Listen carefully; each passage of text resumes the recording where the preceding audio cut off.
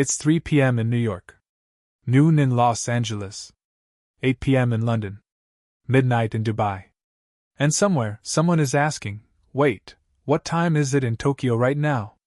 Time zones are so embedded in our daily lives, on our phones, in our calendars, during international meetings, that we rarely question them. But think about it, the Earth spins continuously. Time itself doesn't jump as you move across longitudes. So why do our clocks? Why do time zones even exist? The answer is part history, part geography, and part chaos. It's a story of trains, telegraphs, empires, politics, and humanity's attempt to tame the sun. Today, we're diving into the confusing, brilliant, and occasionally absurd history of global time, and how our species decided to slice the day into zones. Time before time zones. For most of human history, time was local. Quite literally. People told time by the sun. Noon was when the sun was highest in the sky. That meant every village, town, and city technically had its own time, called local solar time. In a world where communication and travel were limited to how far a horse could carry you, this wasn't a problem. No one really noticed that the town 30 miles away was 12 minutes ahead. There was no need for synchronization. Until trains came along. The railroad problem. In the early 1800s, the invention of railroads revolutionized travel. Trains could cover long distances in hours, not days. But they required tight coordination. Arrival and departure times needed to be accurate, not just for passengers, but to avoid collisions on single-track lines. This posed a problem. If every town was running on slightly different time, how do you create a coherent schedule? Imagine trying to publish a train timetable when every station along the route is 5 to 10 minutes out of sync with the next. It was a logistical nightmare. So railroads took matters into their own hands.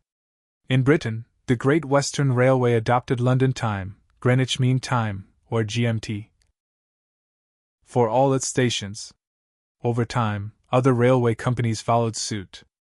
By the mid-19th century, most of the UK had quietly shifted to a standardized time, despite local town clocks still ringing at solar noon. The same thing happened in the US, but messier. By the 1870s, there were over 300 local time standards in operation. Railroad companies eventually carved the country into 4 main zones in 1883, what would later become Eastern, Central, Mountain, and Pacific Time. This event is now known as the Day of Two Noons. On November 18, 1883, noon struck twice in some cities as the new standard times took effect. The global time grid. But sinking national railroads was just the beginning. With the rise of international travel, communication, and commerce, it became clear that a global standard was needed. Enter the International Meridian Conference of 1884 in Washington, D.C. Delegates from 26 nations met to choose a single prime meridian, the line of longitude that would serve as 0 degrees and the basis for global timekeeping. They chose Greenwich, England, home of the Royal Observatory. From there, the Earth was divided into 24 standard time zones, each roughly 15 degrees of longitude apart, corresponding to 1 hour of time. In theory, it was simple. In practice? Chaos. The reality of time zones. Today, there are more than 38 time zones in use. Wait, 38? Yes. Time zones are not neat slices. They're jagged, political, and often bizarre. Some countries use half-hour or even 45-minute offsets, looking at you, Nepal and Newfoundland. Some, like China, span thousands of miles but use a single time zone. Others, like India, split the difference and operate at UTC plus 5:30. Why so messy? Because time isn't just about geography. It's about politics, identity, and power. For example, after the 1949 Communist Revolution, China abolished multiple time zones in favor of Beijing time, a political move to unify the nation. Spain, geographically aligned with GMT, operates on Central European time because of a decision made under Franco in 1940 to align with Nazi Germany. And it's still that way today. North Korea, for a while, had its own time zone offset by 30 minutes from South Korea and Japan, just to be symbolically different. And daylight saving time? That's a whole other level of confusion. The daylight saving time debate. Invented to make better use of daylight saving time, DST, is adopted by many countries, but not all, and not always consistently. Some regions spring forward, others don't. Some change the clock on different dates. Some tried it and gave up. Russia abolished DST in 2011, then tried permanent DST, then switched back again. In the US, states like Arizona and Hawaii don't observe it. The European Union has debated scrapping it altogether. DST adds a temporary layer of confusion to a system already riddled with exceptions. Time zones and technology. Despite all this inconsistency, time zones remain crucial to how we function. They govern airline schedules, financial markets, server operations, live broadcasts, and the way our smartphones update themselves when we travel. Technology companies have had to engineer elaborate databases, like the IANA Time Zone database, to keep track of every regional quirk, change, and anomaly. And still, mistakes happen. A 30-minute miscalculation could cause anything from a missed meeting to a multimillion-dollar error in financial trades. Why we still use them? So, why do we stick with time zones? Because the alternative, one single universal time, is even more confusing in practice. Imagine your boss in Paris says, "Let's meet at 1500 hours Universal Time Coordinated."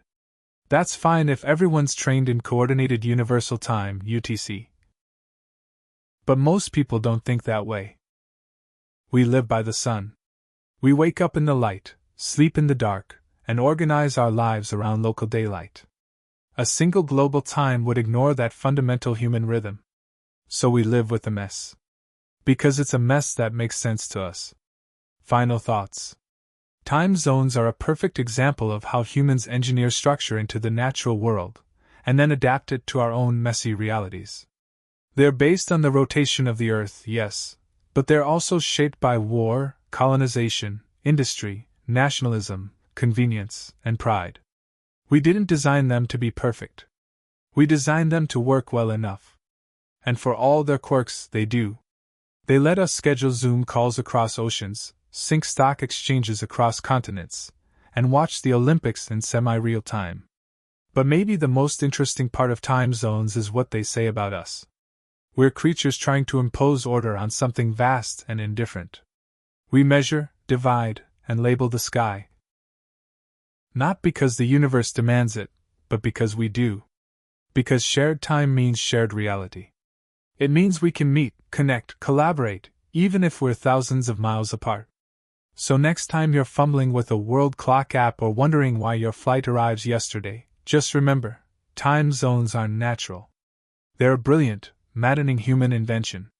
And like most things human, they're as flawed as they are functional. If this deep dive into the tangled history of time zones made your brain tick, give it a like, share it with your most chronically late friend, and don't forget to subscribe for more content like this.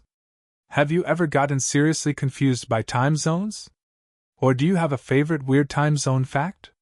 Drop it in the comments, I'd love to hear it. Until next time, wherever you are in the world, thanks for watching.